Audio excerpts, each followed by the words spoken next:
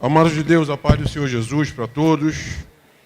Antes de nós lermos a Bíblia, pediram aqui, tem 2 pedidos de oração, de orações urgentes. Uma é pela Joana, de 10 meses, está internada no CTI, com bronquite e foi diagnosticada hoje com influenza.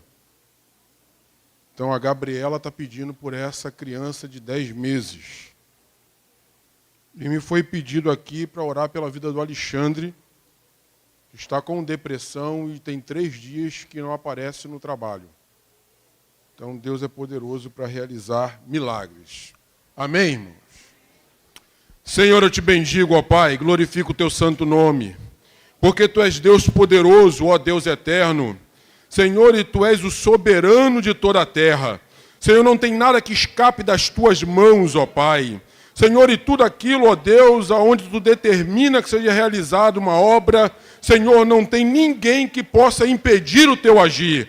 Então, nesta hora, ó Pai, a Tua igreja ora a Ti, Senhor, pela vida da Joana, ó Pai, essa criança de 10 meses de idade que está ali no CTI. Senhor, Tu és o Deus de perto e de longe. Tu és o Deus, ó Pai, que opera milagre, Senhor, na vida daqueles, ó Pai, que estão passando por uma situação aonde só um milagre Teu pode, Senhor, realizar uma obra de espanto, ó Pai, aonde não existe mais possibilidade para a medicina, Senhor, é onde entra o Teu agir e o Teu operar. Então nós nesta hora, ó Deus, entregamos essa causa em Tuas mãos, crendo que Tu és um Deus, ó Deus bendito, que pode fazer um milagre nesta hora. Opera, ó Deus, naquele hospital. Faz, ó Deus bendito, algo poderoso, extraordinário e maravilhoso, para que todos possam ver e dizer que Tu és Deus de poder, que Tu és Deus, ó Pai bendito, de extraordinários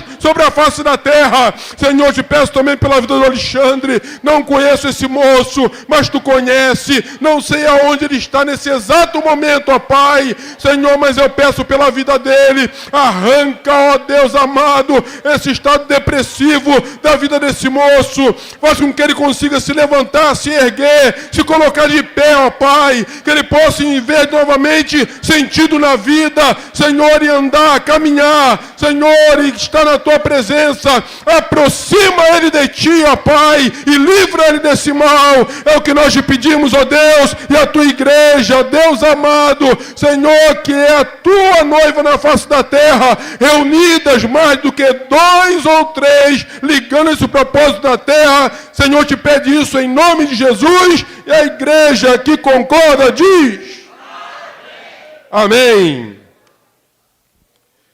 Meus amados irmãos, culto da família, quero repartir uma palavra com os irmãos, refletir com os irmãos, segundo livro de Samuel, capítulo 14. Segundo livro de Samuel, capítulo 14, versículos 23, 24 e depois o 28.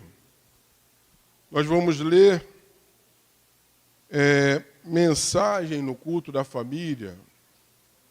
Tem algumas pessoas que às vezes não gostam porque é uma mensagem que ela precisa ser explicada e muitas vezes ela mexe em algumas áreas que as pessoas não querem muito que seja mexida.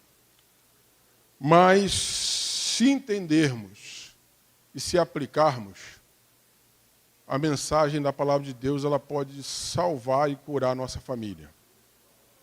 Então o texto diz assim: levantou-se, pois, Joabe, e foi a Jesur, e trouxe Absalão a Jerusalém. E disse o rei: torne para a sua casa, e não veja a minha face. Tornou, pois, Absalão para a sua casa, e não viu a face do rei. Versículo 28. Assim ficou Absalão 2 anos inteiros em Jerusalém, e não viu a face do rei. Amém. Os irmãos podem sentar, por favor. Meus irmãos, nós estamos vivendo um período, e eu, antes de pensar em falar sobre esse assunto, orando a Deus, Deus me fazendo entender, dentro das minhas experiências, por que esse assunto ele é importante. Nós vemos um rei, segundo o coração de Deus, alguém que tinha intimidade com Deus, alguém que tinha experiência com Deus, que ele tem um momento caótico dentro da família dele. Algo que, quando nós paramos para pensar, parece ser uma situação que não teria, melhor dizendo, como acontecer. Nós vemos Davi, que é alguém que tem experiência com Deus, ter a sua família, seus filhos, numa condição dificílima e complicada, aonde um irmão olha para a irmã com malícia sexual, cria todo um cenário e ali ele violenta a sua irmã. Davi, o texto vai dizer que fica furioso, mas ele acaba não tomando as atitudes que teriam que ser tomadas. Passam-se 2 anos e parecia que estava tudo bem, parecia que estava tudo tranquilo. Só que Absalão estava engendrando no seu coração algo contra o irmão que não foi punido. E depois desses 2 anos, ele cria um cenário de uma festa, aonde os irmãos vão. E, diga-se de passagem, que Tamar é irmã de Absalão, mas era irmã de Aminon só por parte de pai. Absalão, então, cria um cenário onde todos estavam ali com uma esfera de festividade. E ele dá uma ordem aos seus servos, que quando Aminon estivesse embriagado, que o matassem. Toma atitude. Faz o que achava que era o certo. Só que tudo aquilo que se faz tem consequência. E ele então foge. Por 3 anos fica fugido. Por 3 anos, Davi deixa Absalão longe, não toca mais no assunto,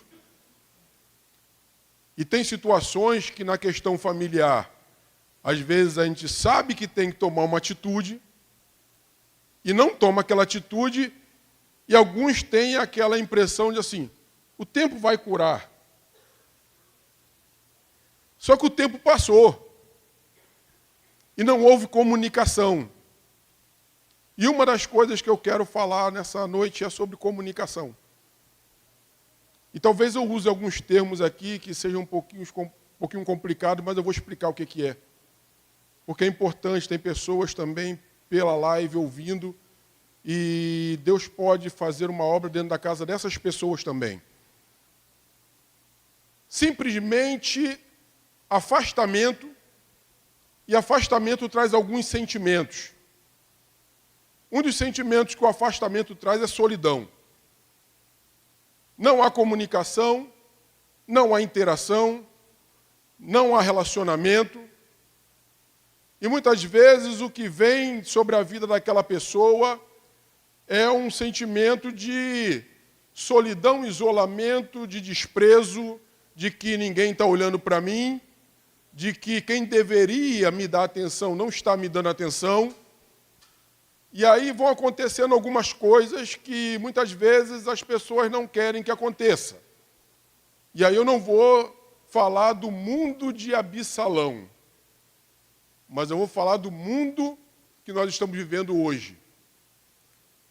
Quando a solidão aparece, quando a falta de comunicação acontece, quando o desprezo ele internaliza na pessoa, ela muitas vezes vai sair daquele mundo, da realidade, e vai fazer com que o que é artificial, ela tente dar legalidade de real. E nós estamos vendo isso acontecer ultimamente de uma forma muito intensa. Eu atendo em sessão terapêutica pessoas, e essas pessoas elas narram a dificuldade que tem hoje, por se sentirem sozinhas, abandonadas e por não ter com quem conversar. Eu tenho amigos psicanalistas que eles falam, Vladimir, a pessoa paga só para eu sentar e ouvir ela. Às vezes o problema não é... Ela não quer nem que eu a cure, ou que eu tente, de alguma forma, mostrar o caminho da cura. O fato dela estar sentada diante de mim e podendo se abrir, para ela já é algo que é maravilhoso, porque ela não tem aonde ela deveria ter, e ela diz que isso está fazendo mal a ela. E aí aonde é que eu quero chegar?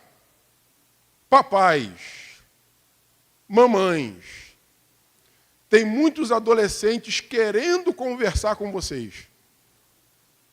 E muitas vezes não conseguem, porque quando eles abrem para falar, aí fala assim, não, para, eu estou ocupado.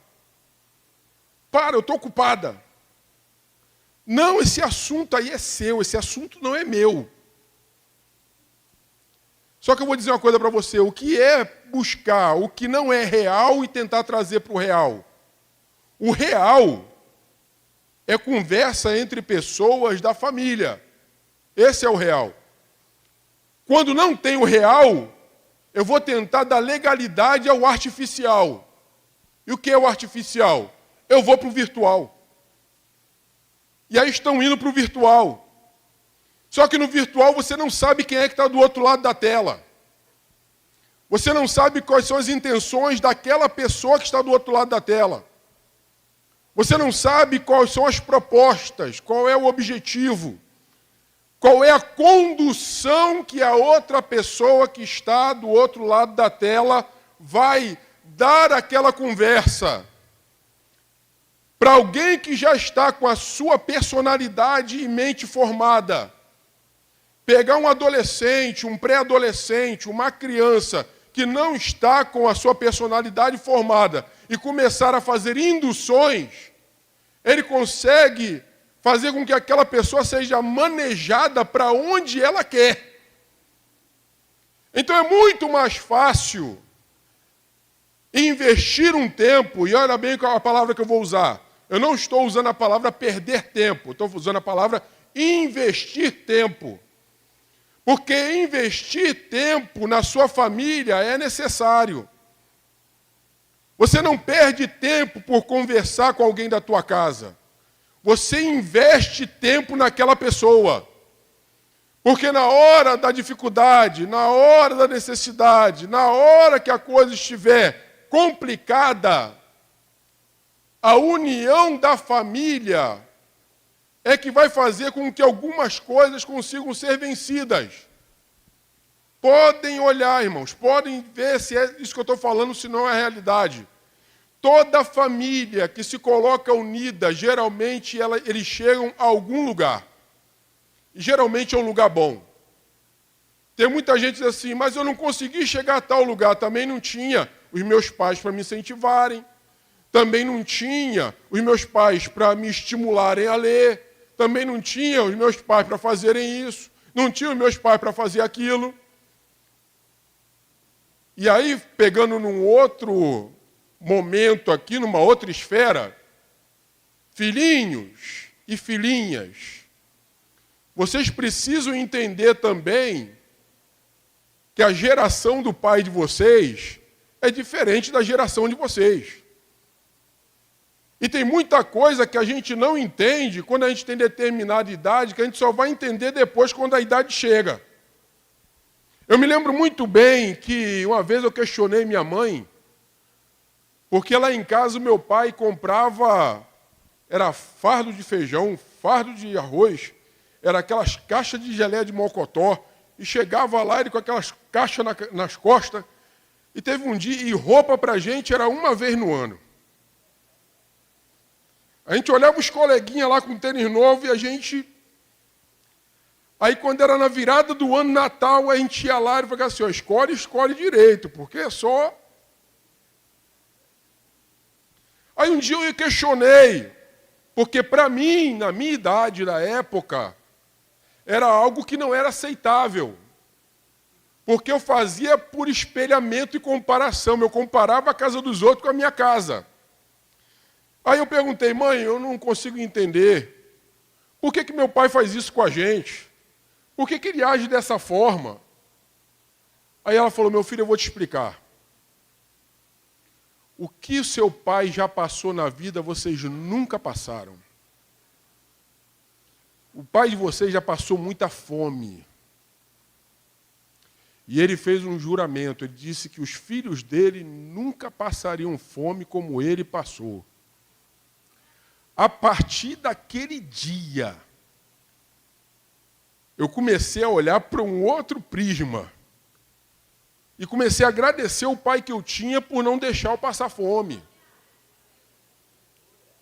Então, muitas vezes, filhinhos e filhinhas, vocês olham para os pais e não conseguem entender por que eles agem de determinada forma, mas eles agem daquela forma porque eles viveram aquela forma. Às vezes fica um monte de gente chateada, e eu ficava também, tá? Não estou dizendo com isso que eu não ficava na época, não. Eu me esforçava, estudava, quando eu chegava lá na hora, fazia a prova. Às vezes eu era o primeiro da turma. Aí chegava com um boletim em casa, pai, mãe, ó, fui o primeiro, tirei 10. Você não fez mais do que a sua obrigação. Você não trabalha, a gente trabalha para você estudar, você não fez mais que a sua obrigação. Mas aí a gente se pergunta assim, por que eles agiam assim? Porque muitas vezes as coisas acontecem por replicação. Vai sendo reproduzido daquela forma. Eles ouviram dos pais deles e a única linguagem que eles tinham para falar com a gente era aquela linguagem. E talvez, se a gente não vigiar, é essa linguagem que a gente vai usar para os nossos filhos. Então, o que pode ser feito aí? A linguagem ela pode ser adequada em algum momento geracional, em algum momento, em alguma geração. Uma geração pode olhar para aquela situação e dizer assim, não é porque eu fui tratado assim que eu vou tratar do mesmo jeito, eu posso adequar. E aí eu vou entrar numa outra condição. Presta atenção na expressão que eu vou usar. Eu posso adequar, não é mimar. Porque o que fortalece a pessoa não é o mimo. O que fortalece a pessoa é ela conseguir passar pelas dificuldades e sair forte daquelas dificuldades. Meu pai, ele era uma pessoa peculiar nessa história de ensinar. Com 11 anos eu já tomava conta, junto com meu irmão de 9, de uma loja no Parque União. Meu pai trabalhava na padaria, ele tinha que deixar essas duas crianças na loja e ele ia trabalhar. E às vezes, quando pegava alguma coisa, era incrível. As pessoas passavam, viam aquela situação, o pastor Altair conheceu muito meu pai. Via aquela situação, ia lá na padaria e falava assim, ó, corre lá que os meninos estão na dificuldade. Daqui a pouco estava meu pai. Mas, ele lê pensamento? Apareceu aqui do nada. Aí a gente falava, pai, a gente quer comprar um celular. Tá bom, quanto é que é o celular? R$300. Tá bom. A mesada de vocês por mês é 20. Ou por semana. Receber por semana.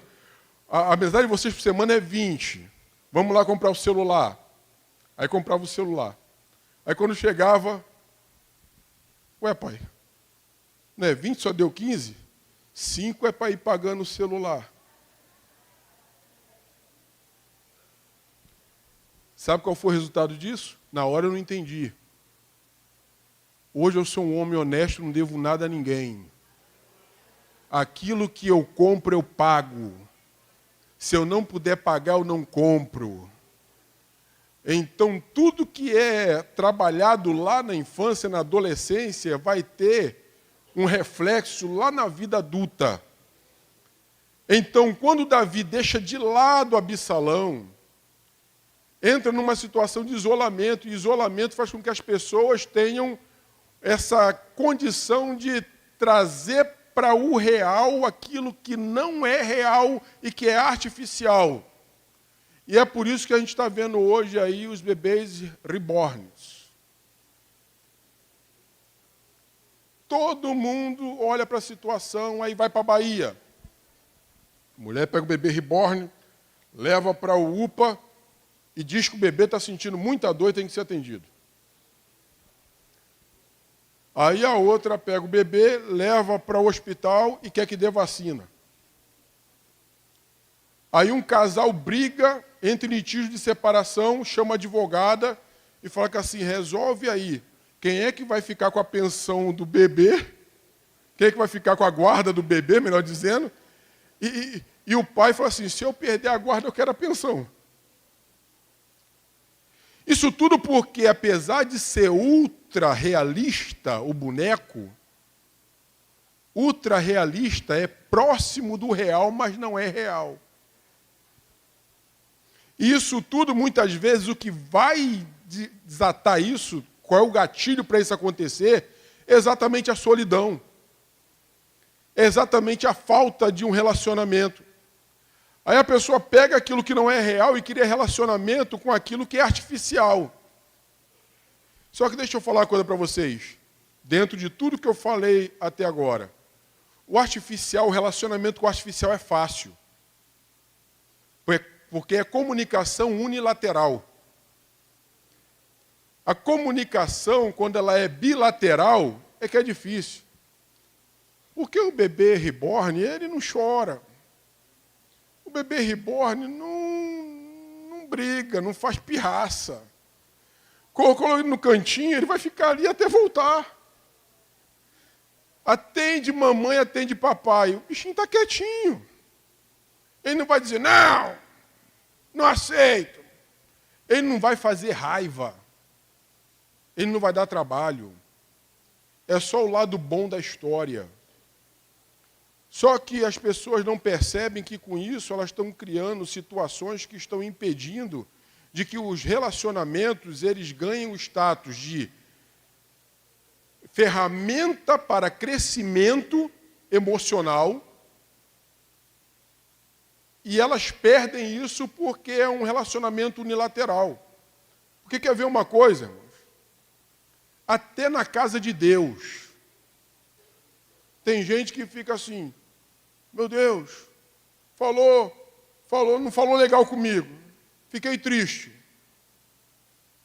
Hoje eu perguntei a uma pessoa, a história de Abraão ter mandado Agar para fora da aldeia e ter lançado ela no deserto, você acha que foi um ato ruim ou um ato bom? Porque assim, foi um ato perverso. Falei, concordo. Pela ótica humana, sim. Mas o texto diz que Deus estava no deserto esperando ela. Então a questão relacional muitas vezes é permitida para que nós possamos estreitar nossa intimidade com Deus, ser curado daquele trauma e podemos sair de um deserto, de uma situação, de uma questão que foi mal resolvida, mais fortes. Agora, a gente tem que aprender a lidar com a situação. Porque dentro dessa história aqui, o capítulo de número 14, de 2 Samuel, começa dizendo o seguinte, Joabe vai até Tecoa, encontra uma mulher sábia, traz essa mulher e diz para ela, o que é uma mulher sábia? É uma mulher que tem habilidade com as palavras. Ela tem um grande poder de oratória. Ela sabe como se comunicar e se comunicar com persuasão. E Joabe diz o seguinte, fala para Davi o que eu vou te mandar falar. E ela vai até o rei. Rei, na minha família está um caos. O meu filho ficou revoltado com outro filho e matou aquele filho.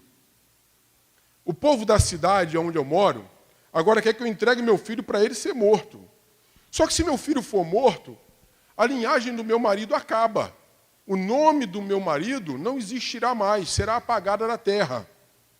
Aí Davi olha para aquela situação e ele diz o seguinte, pode ir porque eu vou entrar com providência na tua causa. Ela, Senhor, mas eu não vou embora. Eu preciso de uma resposta agora. Porque aqueles homens vão querer pegar o meu filho e vão matar o meu filho. E aí Davi diz o seguinte: se alguém quiser pegar o seu filho para matar, manda vir até aqui e eu vou resolver o problema, porque ninguém vai tocar no teu filho. E aí depois que ela diz isso, fala assim, jura em nome do Senhor isso. Aí ele diz, assim como vive o Senhor, eu digo para ti, que ninguém vai matar o teu filho, apesar dele ter cometido esse ato. Aí a mulher então abre o jogo. Diz assim, se tu fazes isso por mim, por que é que tu não fazes isso por ti? Por que é que tu não traz de volta aquele que está desterrado? Por que tu não traz para a tua presença de novo aquele teu filho que foi embora e que poderia estar aqui contigo? Davi, então, olha para aquela situação e ele entende a maldade e ele diz, foi Joabe que mandou você vir aqui, não foi? E ela diz, foi. Tá bom, Joabe, vai lá e busca Absalão. O que acontece aí, irmãos? Muitas vezes a gente quer botar um peso maior para dentro da nossa casa do que muitas vezes se coloca para a casa dos outros. Às vezes, principalmente a gente que está em liderança. Às vezes, na liderança, a gente bota um peso grande demais. Às vezes, a nossa casa sofre. Porque a gente bota o peso por causa das falas externas que vão acontecer devido àquela atitude que a gente está tomando. Mas a grande questão é a seguinte: quem é que rege a tua casa? É o Senhor teu Deus, que é o Deus da casa, ou são as vozes externas que vão falar daquilo que aconteceu dentro da tua casa? Quando eu paro para pensar nisso, eu vou entender que aquela mulher, ela entra numa dimensão com Davi e mostra a Davi que Deus ainda era um Deus de misericórdia. E que Davi poderia, então, tomar uma outra condição, uma outra estrutura, se ele entendesse que Deus é um Deus de proximidade. Que ainda que haja um erro, em toda a história nós vamos ver Deus buscando a aproximação e buscando a restauração. Porque, entenda bem, Davi manda chamar, vocês leram o texto comigo, mas depois que ele chama, depois de 3 anos que Absalão está longe, a palavra é, manda ele ir para a casa dele, eu não quero conversa com ele, eu não quero assunto com ele. E o texto vai dizer que 2 anos a mais se passaram sem ele falar, sem ele conversar, sem ele ter a oportunidade de se relacionar com seu pai. Entenda bem o que eu vou dizer agora. Tem situações que nós não podemos deixar ter muito tempo sem uma tomada de atitude. Tem situações que nós precisamos olhar para a situação, buscar em Deus uma resposta e resolver. Porque se nós simplesmente ficarmos deixando de lado, esperando que as coisas aconteçam por si só, elas não vão acontecer. Porque deixa eu te explicar uma coisa. Aproximação é diferente de restauração. Não adianta estar próximo se não tiver restauração. Não adianta estar próximo se não tiver relacionamento. Não adianta estar próximo se Deus não entrar com providência para liberação de perdão, para começar a olhar para o outro e ter uma comunicação diferenciada. E presta atenção no que eu vou te dizer agora. Vou entrar na comunicação de novo. Porque na questão da comunicação, pior do que solidão, ou tão ruim quanto, melhor dizendo, do que solidão, é uma comunicação que traga problemas para dentro de casa. E tem pessoas que não estão percebendo, mas a coisa está difícil. O espaço físico é o mesmo, mas a presença como um todo não é. Porque o relacionamento está quebrado. E é necessário que haja uma restauração e não só uma aproximação. Tem um termozinho que está sendo muito utilizado hoje, que eu quero utilizar aqui nessa noite com você. Chama-se comunicação não violenta, ou comunicação empática. O que é isso, Vladimir? É aquele tipo de comunicação que você vai falar com o outro, mas você vai tentar primeiro perceber se a sua fala vai causar algum tipo de reação violenta, negativa naquela outra pessoa. Porque muitas vezes a forma que se fala vai fazer com que a pessoa reaja violentamente. E eu vou te explicar uma das formas que isso causa dentro da família. Seja na questão do marido com a esposa, da esposa com o marido, ou do pai com o filho, ou do filho com o pai. Comparação. Se o marido olha para a esposa e fala que assim, você é uma esposa e você está falhando nisso daqui, você é ruim nisso daqui. Feliz é o fulano porque a esposa dele fala assim, assim, assado. Arrumou um problema, irmãos. Se a esposa olha para o marido e fala que assim, você aqui em casa não consertou a tomada, e o marido da fulana, a casa dela é toda bonitinha, você arrumou outro problema. Quando o pai olha para o filho e diz assim, olha, você é um burro, ou uma burra, porque o filho do fulano que é inteligente, porque ele faz as provas e passa em tudo, passou lá para o colégio militar. E você não vai ser ninguém na vida. Criou um problema. Então a comunicação não violenta, ela é muito importante. E eu falei isso no curso de noivos. Às vezes um casal se encontra, porque isso causa também uma condição da pessoa e sendo construída dentro do relacionamento. Às vezes ela chega de uma forma e a construção vai deformando a pessoa. O que é isso? Na questão de comunicação, que é a comunicação reativa. A pessoa chega uma hora que ela só sabe falar com aquela outra reagindo da maneira que a outra age com ela. Então, vamos supor aí que o marido é um marido muito, assim, como diz o pessoal, é muito ogro, e a esposa é uma delicadeza. Aí, no começo do casamento, a esposa fala com calma com ele vai lá e responde rispidamente. Ela fala com ele, ele responde rispidamente. Ou vice-versa, tá? Isso pode acontecer ao contrário também. Chegou depois de alguns anos, é reação automática. Falou alto, falou grosso, o outro lado que era calmo começa a responder também alto e grosso. Responde na mesma altura, responde na mesma intensidade. E aí não se sabe por que aquela família está uma briga danada dentro de casa, mas é porque um não vigiou, não olhou para a situação e não parou para analisar o seguinte: deixa eu tentar mudar. Deixa eu melhorar. E deixa eu falar uma coisa para você. Melhorar é decisão. Não é Deus que vai fazer isso com você, você tem que decidir fazer.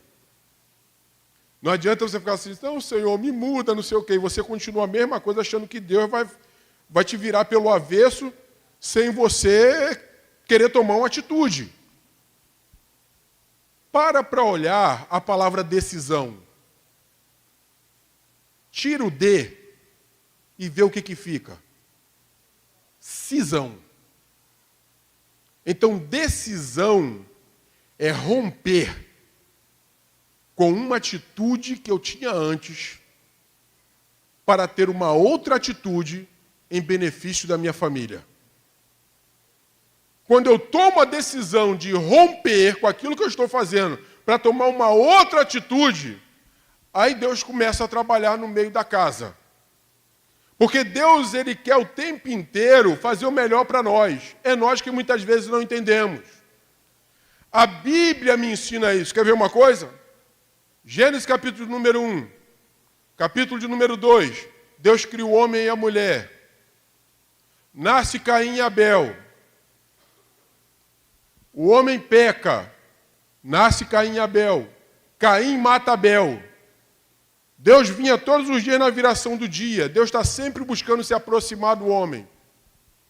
Só que eu acho muito interessante que, às vezes, um textozinho da Bíblia vai revelar algumas coisas que a gente não consegue entender de pronto. Caim matou Abel. Aí o texto vai dizer no capítulo de número 4 que no lugar de Abel nasceu Sete. E que Sete gerou a Enos. Aí lê o versículo 26 do capítulo 4 de Gênesis. Vai dizer assim: com o nascimento de Enos, se voltou a invocar o nome do Senhor. Aquela família estava vivendo sem cultuar a Deus, sem invocar a Deus, sem buscar a Deus, por uma situação que aconteceu lá pela comunicação que foi errada, onde Eva comunica com Adão e Adão vai lá e erra, os dois erram, e na hora de falar com Deus arruma uma desculpa, cada um bota a culpa para cima de alguém, em vez de assumir diante de Deus, porque entenda bem, quer restauração na tua casa? Assuma os teus erros, se posiciona, porque Deus vai fazer um milagre. Mas é necessário decisão. É eu decidir, é eu perceber, é eu entender que aquilo precisa ser resolvido. Porque enquanto eu não tomo a decisão, e eu já vou finalizar por causa do horário, a coisa não anda, não funciona. E eu quero finalizar com um testemunho para a gente orar. Nova Betânia foi uma escola para mim, irmãos. Eu aprendi muito, muito, muito. Vi muitas coisas maravilhosas de eu fazer em Nova Betânia.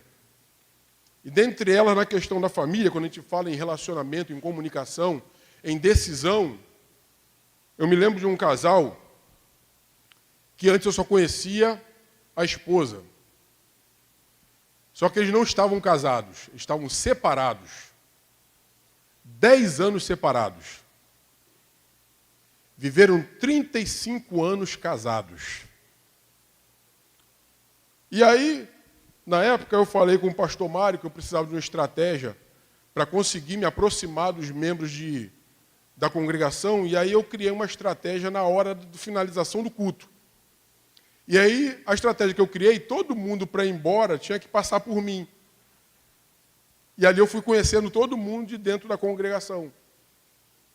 E aí teve um dia que essa senhora veio e falou assim: pastor, olha, esse daqui é meu namorado, tal, aquela coisa toda, eu, prazer, tudo bem? Ok, tal. Aí depois de um tempo, eu perguntei: e aí, cadê o namorado? Não deu certo não, pastor, não deu certo, tal, ok, tudo bem. Aí num culto de segunda-feira, culto de libertação, culto acontecendo, quando chegou no final do culto, uma pessoa chegou com uma carteirinha na mão e falou assim: pastor, segura essa carteirinha aí. E essa pessoa aqui quer aceitar Jesus. Eu falei assim: amém. Olhei para a carteirinha, chamei a pessoa pelo nome, a pessoa veio, e era alguém que eu tinha visto dentro do culto, que eu percebi que ele não chegou muito sóbrio dentro do culto, mas na medida que o culto foi acontecendo, ele foi ficando bom. Acredite se quiser. E aí quando ele veio na frente, era em janeiro. Eu peguei aquela carteirinha e li a carteirinha na frente da congregação. Passou uma semana, estou eu lá na porta, falando com todo mundo. Vem a irmã. Pastor, esse daqui é meu ex-marido. Quando eu vi lá na galeria que ele aceitou Jesus, eu não acreditei. E a gente foi para casa. E conversamos. Em outras palavras, se comunicaram. Tomaram a decisão de olhar para um lado de comunicação que eles não tinham há muitos anos atrás. Decisão. Cisão. Deixaram o orgulho de lado. E resolveram conversar. Falei: que bom, legal. Segunda semana, pastor, a gente quer conversar com o senhor. Falei: ok, gabinete, vamos lá para o gabinete. No gabinete, o que foi? Pastor, a gente ficou 35 anos casado, agora a gente estava 10 anos separado, o senhor viu. Eu tentei com uma pessoa, tentei com outra, não conseguia, ele também não conseguiu. E agora a gente parou para conversar e a gente entendeu o seguinte, que Deus tem um propósito na nossa vida e a gente tem que continuar junto, a gente quer casar de novo. o senhor casa, você já sabe qual foi o final da história, né? Aquele monte de filho grande sendo padrinho de um lado, padrinho do outro, os netos entram com aliança, entra jogando pétala, e foi uma festança só. E até hoje estão na casa de Deus, louvando a Deus. Então Deus é aquele que é restaurador. Mas eu tenho que entender a minha comunicação dentro da minha casa, eu tenho que querer ter a comunicação certa, e eu tenho que decidir. E aí, quando eu decido, eu faço uma cisão. Eu rompo com aquilo que estava me trazendo problema, que muitas vezes é o orgulho, que muitas vezes é o meu ego, que muitas vezes é o não querer dar o braço a torcer, que muitas vezes é o querer não liberar o perdão. E entenda bem, quando você não libera o perdão, quem vai sendo subjugado pela falta de perdão, pelo sentimento, é você. Guarda a ligação que eu vou te falar agora, para a gente orar. Pode até ficar de pé para a gente já orar. Isso, de pé, por favor. Pensamentos causam sentimentos. E sentimentos causam comportamentos. Uma coisa gera outra. Muitos pensamentos são regidos pelo sentimento. E sentimentos regem e geram comportamentos. Então, muitas vezes, não sabe que a pessoa está se comportando daquela forma. É porque dentro dela um sentimento foi gerado e ela precisa romper com esse sentimento. Jesus passou pela solidão. E quem deixou ele lá solitário foram os apóstolos. Mas depois ele vai lá no Mar da Galileia, não olha para aquela situação, chama eles para a praia, já tinha peixinho frito, senta, come. No final pergunta a Pedro, Pedro, tu me ama? Pedro diz que ama. E ele fala com Pedro, eu ainda quero investir na tua vida, não está nada acabado. Entenda bem, enquanto você estiver vivo, enquanto você estiver viva, ainda há esperança para a tua realidade, para a tua casa, para a tua condição. Mas é necessário você tomar uma decisão. Pastor, mas sozinho eu não consigo. O sentimento está complicado dentro de mim. Aí eu te pergunto o seguinte, quem foi que te criou? Quem te criou ainda é soberano. Ainda tem condições de ele moldar sentimentos e arrancar situações que são necessárias ser arrancadas por ele. Então, se você tem dificuldade, se tem uma questão emocional que você precisa resolver, vem rapidinho aqui que eu quero orar por você. Mas é rápido, irmãos. Tem que ser rápido, tem que ser rápido. Tem que ser rápido porque a hora já foi. Se você tem uma questão emocional, pastor, estou me sentindo solitário, solitária, eu tenho dificuldade na questão do perdão, eu tenho uma mágoa, eu tenho alguma situação que foi feita comigo, uma palavra que não veio direito e eu não consigo me colocar para ter uma posição com Deus, vem, mas vem rápido. Quem sabe o que está sentindo não precisa de ninguém botar a mão, tem que ser rápido. Aquele rapaz que veio com a carteirinha, ele estava decidido. Ele falou assim, está aqui, e eu ainda fiz a questão, não era querendo fazer com que ele saísse da condição, não. Era para ele entender que aquele ato ali era um ato que ele iria mudar a realidade dele. Então, se você entende que você precisa, alguma questão emocional, vem, mas vem rapidinho. Que eu vou orar aqui agora, e vou orar por quem está aqui. Tá? Depois, irmão, não me perdoa. Mas depois de acabar o culto, não vem assim, pastor, eu fiquei com vergonha, queria que o senhor orasse agora. Não vou orar não, irmão. Porque a hora de eu me colocar é agora. E ele está se colocando diante do altar de Deus, não é diante de mim. Senhor, eu te bendigo, Pai. Apresento essas vidas, ó Deus bendito, em tuas mãos. Tu conhece, ó Pai, cada realidade. Tu conhece cada sentimento. Senhor, Tu conhece, ó Pai, cada trauma, ó Deus bendito, que tem, ó Pai amado, Senhor, regido a vida dessas pessoas, ó Deus, que tem feito com que elas, ó Pai amado, não consigam avançar. Elas estão travadas na vida, ó Pai, e muitas vezes não entendem por que isso está acontecendo, ó Deus da glória. Mas a Tua palavra é libertadora, ó Deus. E a Tua palavra diz que conhecendo a verdade, ó Pai, a verdade liberta aquele, Senhor, que está aprisionado nas amarras sentimentais. Então, nesta hora, ó Deus, eu te apresento cada vida desta em Tuas mãos. Opera, ó Pai bendito, realiza uma grande obra. Senhor, vai no âmago, ó Pai, do problema, na raiz, ó Pai, desta situação, e que o Senhor possa, ó Deus, arrancar de forma poderosa, ó Senhor amado, esse sentimento mau que está fazendo com que eles tenham comportamentos, ó Pai, Senhor, que está, Deus bendito, entristecendo a vida deles, Senhor. Eles são Teus servos, eles são Tuas servas, eles são aqueles, ó Pai, que tem o Espírito Santo de Deus dentro da vida deles. Então, nesta hora, ó Rabandaraba, Xandaraba, Candaraia, Remanda, Suminaia, Mandaraca, Sumiquemena, Rebandaraba, Xuriande Comanais. Deus, que o Teu Espírito Santo vá se apoderando, ó Pai. Vá, Deus bendito, visitando cada espaço, Senhor, cada local, ó Pai, Senhor, que está, Deus bendito, esta aflição, esta tristeza, este momento, ó Deus da glória, é um momento de cura interior. Vai trabalhando, ó Deus bendito, curando a alma, sarando a estrutura, ó Deus da glória, que a lágrima derramada, Senhor, seja uma lágrima, Senhor, de libertação nesta noite. Senhor, eu peço por essas vidas, ó Deus, já Te bendigo, Te exalto. Senhor, eu declaro que vidas nesta noite foram libertas. Senhor, visita quem está nessa live. Senhor, quem está, Senhor, em casa, que ouviu esta palavra, que crê, ó Deus, que Tu és um Deus de libertação. Então opera, limpa, Senhor da glória, cura o interior dessa pessoa, e que ela possa depois testemunhar, ó Deus da glória, que Tu realizou uma grande obra e um grande milagre. Senhor, eu Te peço por essas vidas, e eu declaro em nome de Jesus que houve libertação neste lugar. Amém.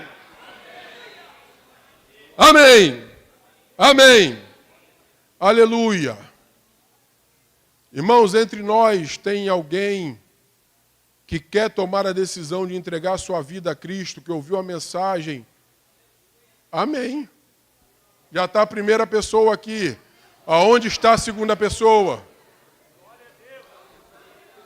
Aonde está a segunda pessoa que quer entregar sua vida a Cristo? Quero que o mover do Espírito Santo. Amém. Já vem a segunda pessoa. Deus te abençoe. Uma irmã aqui para dar um abraço nessa moça. Por favor. Aonde está a terceira pessoa? É noite de cadeias espirituais caírem neste lugar. Cadeias estão quebrando, estão caindo.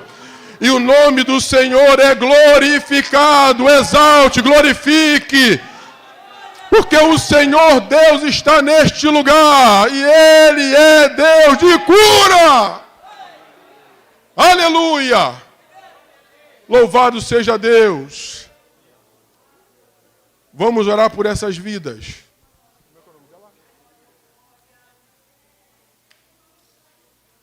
A filha da irmã Rosane, amém. Carol, você vai fazer essa oração por elas. A paz do Senhor, igreja. Eu estou emocionada porque quando a alma se rende aos pés de Jesus, é muito lindo. Então, oremos nessa noite. Senhor, meu Deus e meu Pai, eu quero louvar e bendizer o Teu santo nome pela vida, Senhor, dessas duas pessoas que aqui estão, Pai querido. Senhor, vai visitando a cada uma, Pai. Deus, não sabemos, Senhor, os pensamentos, mas Tu sabes, Pai amado. E Tu sabes, Senhor, o que elas têm passado, Senhor. Tu sabe o quão dificuldade foi para chegar aqui à frente, Pai amado. Mas cremos que o Teu Espírito Santo as trouxe aqui, Deus, para essa noite, Pai querido, mudar a história da vida delas, Pai amado. Porque Tu és um Deus que muda história, Senhor. Tu és um Deus que faz o novo, Pai amado, quando damos um passo diante a Ti, Deus. E cremos, Senhor, que com elas não será diferente, Pai amado. Escreve o nome das Tuas filhas no livro da vida, Senhor. Cuida, Senhor, da família, Senhor. Cuida do sentimental, Pai amado. Vai cuidando da casa, que elas possam ser canal de bênçãos, Senhor, dentro dos lares, Pai. Em nome de Jesus é o que eu te peço e te agradeço. Amém. Quero pedir você